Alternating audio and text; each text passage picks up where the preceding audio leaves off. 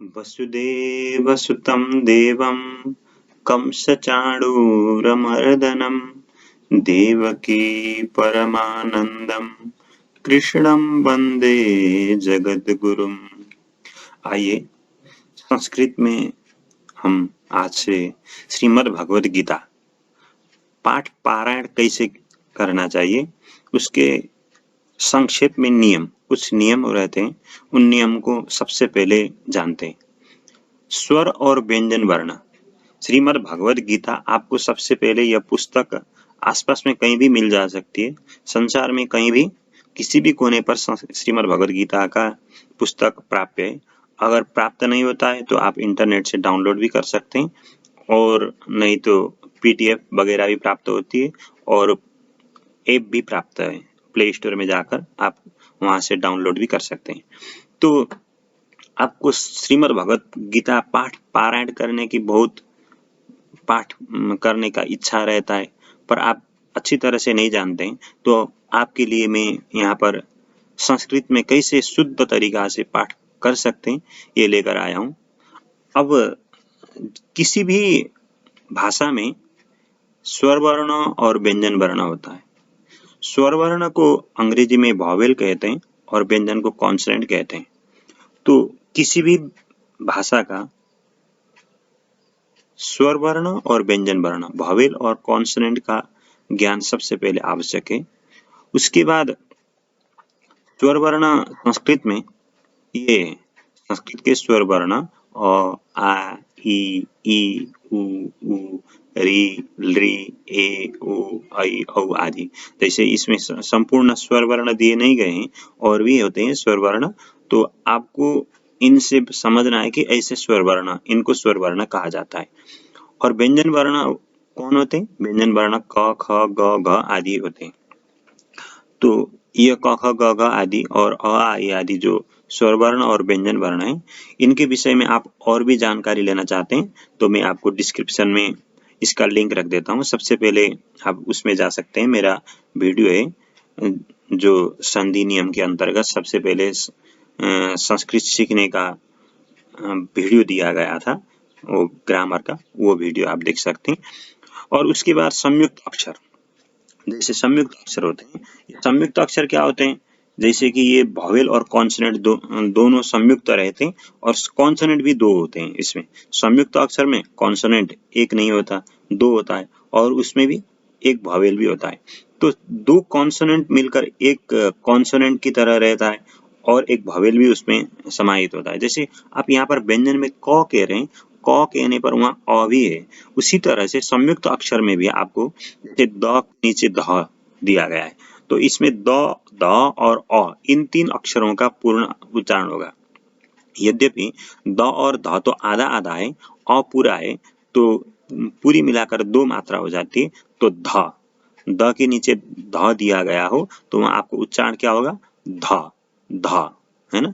इसी तरह से आपको और भी द्य, जैसे विद्यालय, तो द्य, विद्या ददाति विनयम, द्य, इसमें क्या होता है? द और य मिलकर द्य का द्य होता है। इसी तरह ज्ञ, यानी कि ज और य मिलकर ज्ञ होता है, और उसमें अ मिलने पर ज्ञ पूरा होता है। इसी तरह से त्र, तो त, र और अ मिलकर क्या होता है? त्र होता है। इन संयुक्त अक्षर का भी ज्ञान आपको जरूरत रहता है, क्योंकि संयुक्त अक्षर के बिना ज्ञान के आप पाठ पारायण अच्छी तरह से नहीं कर सकते।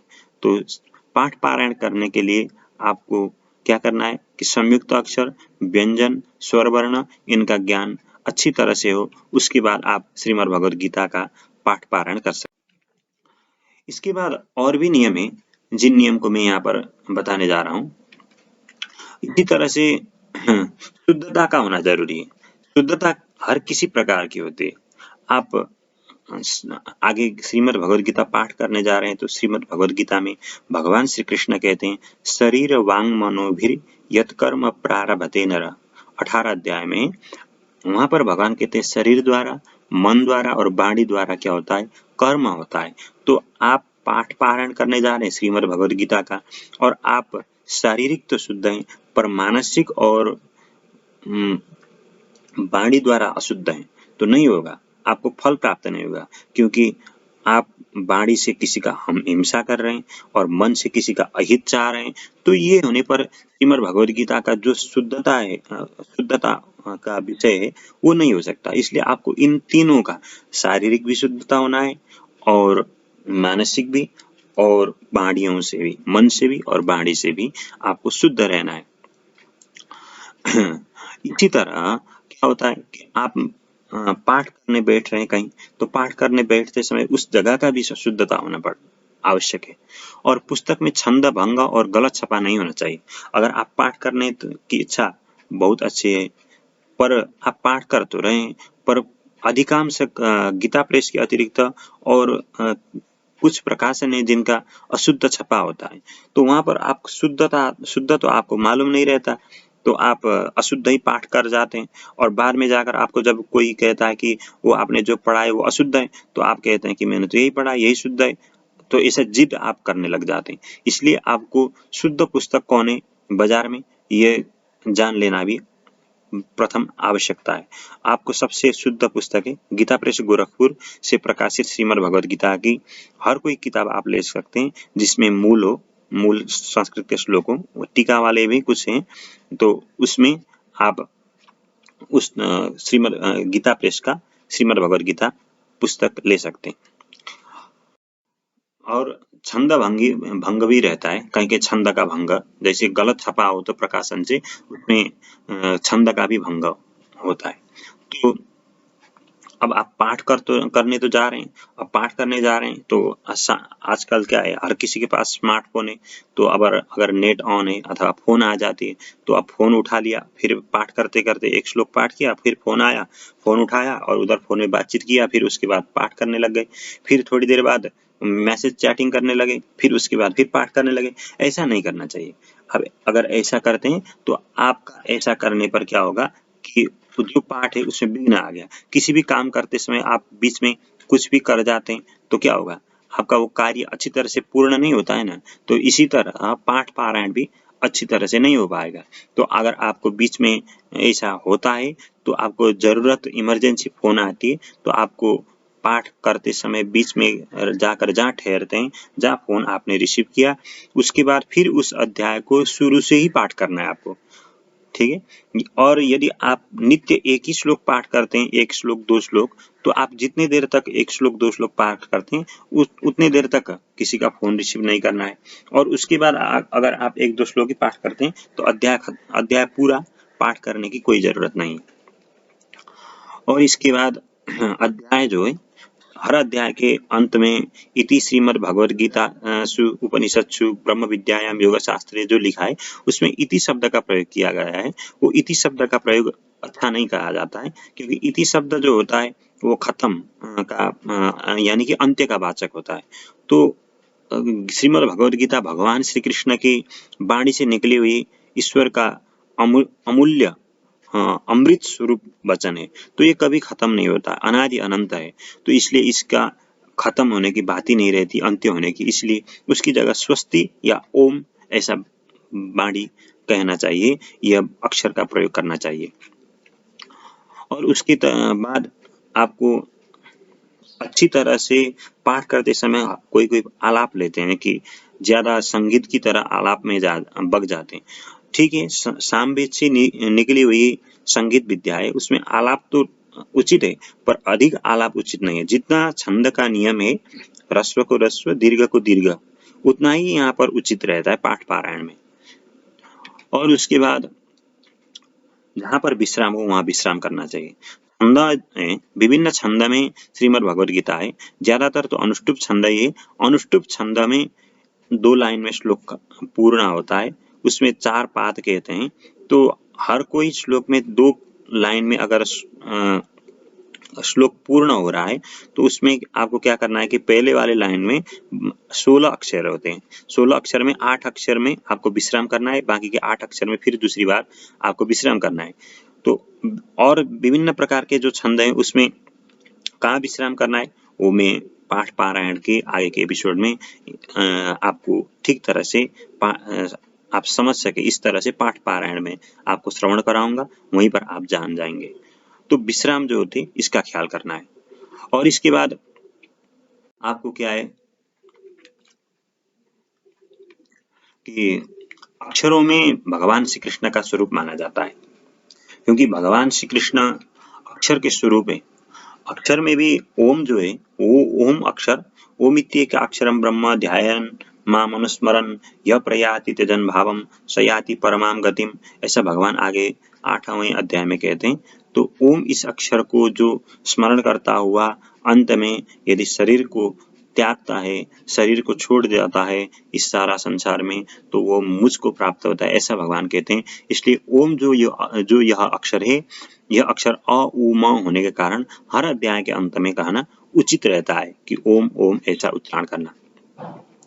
और मैंने आगे भी कहा था, पाठ करते समय बैठने का जो आसन होता है, बैठने का जगह होता है, वो भी शुद्ध होना चाहिए, क्योंकि देश बैठने का जगह जो होता है वो अच्छा स्थान, शुद्ध स्थान होना चाहिए। और शरीर की शुद्धता और मन की शुद्धता और वाणी की शुद्धता मैंने आगे ही आपके सामने प्रस्तुत किया है, तो आप उनको श्रवण कर सकते हैं। नियमों को पालन करके, जितने नियम है मैंने कहा, उन नियमों को ठीक से आप पालन करके श्रीमद् भगवद गीता का पाठ पारायण करते हैं, तो भगवान श्री कृष्ण का जो अनुकंपा है, कृपा है, आपको शीघ्र ही मिल सकती है। अगर आप इन नियमों को पालन बिना किए ही पाठ करते हैं, तो भगवान श्री कृष्ण की जो कृपा है वो विलंब होगी, क्योंकि आप ऐसा होता है ना कि क्या होता है कि हर किसी को खाली मकान हो तो वहां पर आप जाकर बैठने के लिए क्या होगा, आपको मन करेगा कि खाली मकान है, कोई नहीं है, आनंद से रह सकते हैं, कोई किसी का कोई कुछ नहीं कहेगा, आनंद से इसमें रह सकते हैं। तो भगवान को भी ऐसा लगता है कि देखो ये मनुष्य है, ये मनुष्य के अंदर क्या है, अंदर बहुत कुछ भरा पड़ा हुआ है, किसी को कुछ आवश्यकता है, किसी को कुछ आवश्यकता है। तो सारा संसार के वस्तुएं ज्यादा अपेक्षित है, सारा संसार के वस्तु जितने भी है उस पर अपेक्षा तो ठीक है, पर लोभ लालच जो है वो अनुचित। तो जो अनुचित है उनको अंदर गड़े हुए बैठे बैठे जगह पर कुछ हो तो वहां पर कौन जाएगा, कोई नहीं जाता। अगर घर के अंदर बहुत कुछ है, बहुत कुछ सामग्री पड़ी हुई है, तो उसमें आप डेरा वहां जाकर तो नहीं रह सकते। तो इसी तरह भगवान भी हर कहीं नहीं जाते, इसलिए भगवान श्री कृष्ण भी अच्छी तरह शुद्ध तरीका से जहाँ रहा जाता है, जहाँ कुछ नहीं है अंदर, किसी के ईर्ष्या द्वेष लोभ आदि न हो, तो वहां पर भगवान श्री कृष्ण शीघ्र ही प्रकट होते हैं। और भगवान श्री कृष्ण प्रकट होना मतलब बाहर निकलना, प्रत्यक्ष दर्शन देना, ये नहीं है। भगवान की जो कृपा है, अनुकंपा है, उससे आपको अभिप्रेरणा हर दिन मिले, इसको ही कृपा कहते हैं। तो ये श्रीमद् भगवद गीता जो है, यह कोई काल्पनिक विषय वस्तु नहीं है। आजकल लोग कह जाते हैं कि ये काल्पनिक है, ये कोई किसी ने नहीं कहा, ये बाद में किसी ने लिखा हुआ है, ऐसा कहते हैं। पर ये बात मिथ्या है, क्योंकि यह वचन है कि ये श्रीमद् भगवद गीता वेद और उपनिषद जो है उनका सार है। भगवान श्री कृष्ण ने उन वेद का और उपनिषद का सार यहाँ पर बताया है। बहुत से श्रीमद् भगवद गीता के श्लोक जो हैं वो उपनिषद से मिलते हैं, इसलिए यह कोई काल्पनिक वस्तु नहीं है, ये उपनिषद से जाकर मिलते हैं। और ये परमात्मा का संबंध कैसे हो सकता है, तो जीव और परमात्मा का संबंध स्थापन करने के लिए, बनाने के लिए भगवान श्री कृष्ण ने अर्जुन को दिया हुआ अमृत उपदेश है। यह सारा संसार के भगवान श्री कृष्ण के मुख से, मुख कमल से निकला हुआ अमृतमय वचन है। तो जो समझ सकते हैं उनके लिए तो ये उपयुक्त है, पर जो समझ नहीं सकते उनके लिए तो यह काल्पनिक ही ठहरता है। जैसे विधर्मी लोग इस पर बहुत से प्रकार की व्याख्या कर जाते हैं, तो उनके लिए तो कुछ कह नहीं सकते, क्योंकि आगे भगवान 3 अध्याय में भी कहते हैं, जो जिस तरह से अपने कर्म गति में चल रहा हो तो उसको दूसरी ओर जल्दी से नहीं लाना चाहिए, क्योंकि उसको उसी तरह से रह जाना चाहिए, क्योंकि वो आपके समझाने पर जल्दी नहीं समझ सकता है। तो इसलिए यह समाधि की भाषा है, इसको आप ठीक से संभाल कर नित्य पाठ करें शुद्ध होकर, तो आपको इसका फल अवश्य मिलेगा। तो अंत में हम यह कहना चाहते हैं कि महाभाष्यकार पतंजलि का एक वचन है, एकः शब्दः सम्यक् ज्ञातः सुप्रयुक्तः स स्वर्गे लोके च कामधुक् भवति। अर्थात कोई मनुष्य यदि एक शब्द को ही अच्छी तरह से जान जाए, उसकी अर्थ को समझ जाए और उसका लोक में अच्छी तरह से व्यवहार करने सीख जाए, तो उसके लिए वह एक ही शब्द इस सारा संसार में भी और परलोक में भी, स्वर्ग में भी क्या होगा, कामना को देने वाला होगा। अर्थात अगर आप जैसे राम नाम कहते हैं तो आप राम कहने पर हर इस सारा संसार के मनुष्यों के बीच में आप भिन्न ही आपका पहचान होगा कि ये राम भक्त है, तो आपको दूसरी तरह से वे लोग आदर करते रहेंगे। और वही राम नाम, राम जो शब्द है वह दशरथ का पुत्र ऐसा भगवान श्री राम ऐसा आप जान जाएं तो आपको वही राम नाम क्या होगा, उत्तम लोगों का देने वाला होगा। श्री कृष्ण नाम भी इसी तरह, श्री राधा नाम भी इसी तरह, नारायण नाम भी, शिव नाम भी इसी तरह से क्या होगा, आपके अपने अभिष्ट मन इच्छित मन की कामना को पूर्ति करने वाला होगा। पर कामना सांसारिक कामना को नहीं, क्योंकि ईश्वर का जो होता है कि ईश्वर देते हैं तो क्या चाहते हैं कि अपने मार्ग में चले। कोई अपने माँ बाप आपको पैसा देता है तो क्या समझता है, क्या सोचता है कि ये बेटा बेटी मेरे मार्ग पर चले, हमने जो यह घर में संस्कार बैठा है उस संस्कार को हर समय लेकर चले और वो संस्कार की जो पीढ़ी है, पीढ़ी से चलती आ रही बपौती, उसको ठीक से संभाल रखें। तो ऐसा चाहते हैं हम अपने माँ बाप, तो भगवान भी तो चाहते हैं, भगवान के भी तो आप संतान है ना। आगे जाकर भगवान 14 अध्याय में 9 अध्याय में कहते हैं कि सारा संसार के पिता मैं ही हूँ और माता भी मैं ही हूँ, इसको तुम जान जाओ, अर्जुन कहते हैं।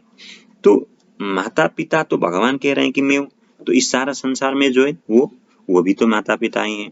पर जो माता पिता भगवान श्री कृष्ण कह रहे हैं वो ये है कि भगवान श्री कृष्ण के द्वारा ही आपके माता पिता इस सारा संसार पर आए हैं। यानी कि पीढ़ियों से चलती आ रही जो परंपरा है वो परंपरा कहीं बीच से आकर नहीं है कि आप भगवान से अटूट संबंध से आए हुए। जैसे नदी, हर कोई नदी बीच से आती है जो वर्षायाम में, उस तरह की नदी की तरह नहीं। आप हिमालय से जो बहती है गंगा की तरह नदी, जो हिमालय से बहकर सीधे समुद्र में पहुंच जाए, आप ऐसे नदी की तरह हैं जो अविरल निरंतर प्रवाहित हो रहे हैं। तो आपकी परंपरा भी इसी तरह से। तो इसलिए भगवान क्या है कि हिमालय की तरह हैं जिससे आप लाभान्वित हो रहे हैं। इसलिए भगवान श्री कृष्ण के इस अमृतमय श्रीमद् भगवद गीता को अच्छी तरह से पाठ करना सीख लें, जिससे आपको फायदा रहेगी। और आपको कुछ भी जिज्ञासा हो और कुछ समझ में नहीं आए तो आप नीचे कमेंट में लिख सकते हैं, जिसका मैं उत्तर के लिए आपको वहीं पर उत्तर भी दे सकता हूं या नया वीडियो भी बनाकर आपके सामने रख सकता हूं। आज के लिए इतना ही। जय श्री कृष्ण।